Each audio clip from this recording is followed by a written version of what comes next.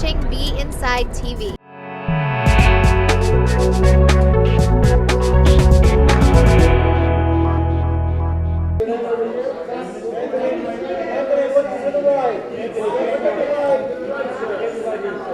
Can you talk about the show and the evolution of the work that you have at CNN? Well, I started many years ago with the same production partners and creative partners.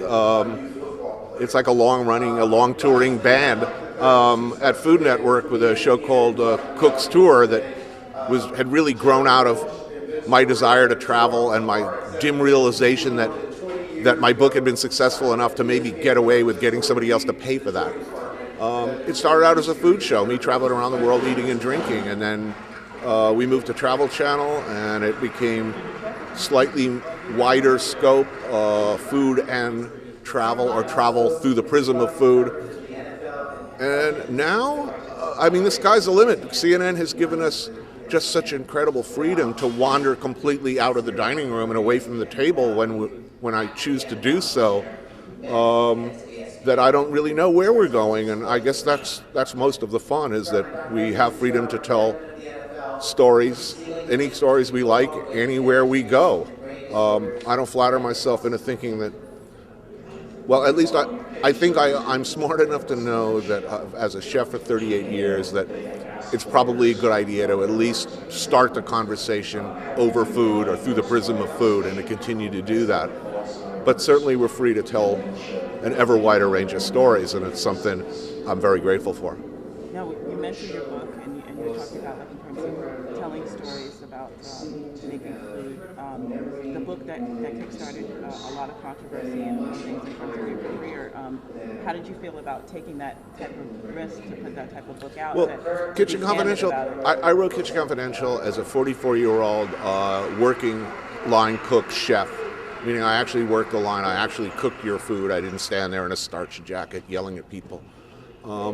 I bounced around in a fairly undistinguished career for most of my 3 decades in the business. I was not a star chef by any stretch of the imagination. I was working in a successful restaurant with tolerant owners with a sense of humor. I wrote this book thinking no one but a few other line cooks in New York and restaurant people would read it. I had nothing to lose. I had no reputation to lose. There was no risk to me, and I felt free to write what I wrote because I was absolutely certain that no one outside of the New York City restaurant hospitality community would want to read it.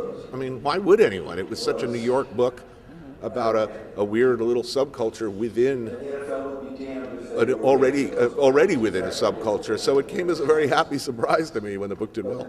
So what are some of the positive outcomes that have come out of that book? Look, everything as far as it changed my life overnight.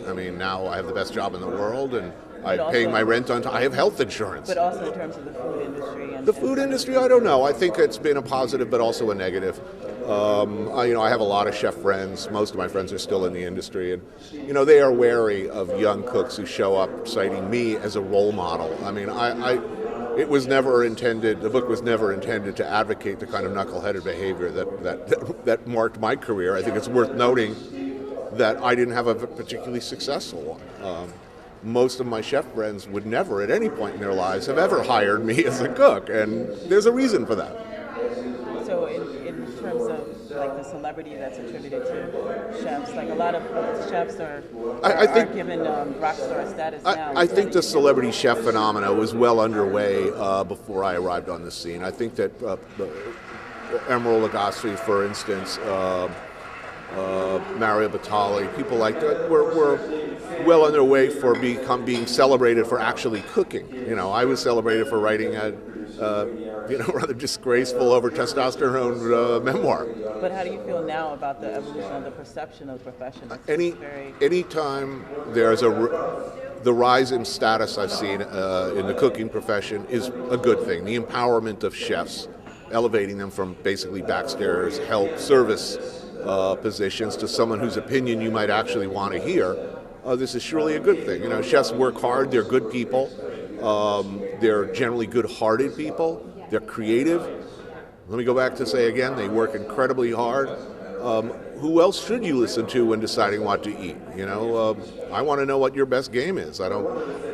I'm not going to tell my dentist how to drill my teeth. I'm not going to tell the chef what to cook. I want to know what they think they're best at, and I think an environment in which chefs feel free to have an opinion and have a point of view, that's good for the world.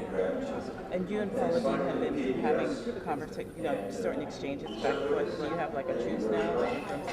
I don't know. Look, it's a subject I'm going to lay off. I don't want to kick a person when they're down. I think it was I think it was an unlovely spectacle. The fall of Paula Deen was an unlovely spectacle. As much for her behavior as it was for all of the people around her who were perfectly happy to enable her for years. Suddenly they jump on her. So I'm not going to jump on her for that. Look, it's not my, before, didn't think much of the brand before. That hasn't changed. There's certainly clearly a market for that out there. It's a shtick I don't particularly like. But I think, she's at a place, and has always been at a place, where it really doesn't matter what the hell I say. That's a $30 million a year business. I doubt whether whatever I think or say is really going to have any impact on that at all. Well, congratulations. All right. Thank you so much. Thank you.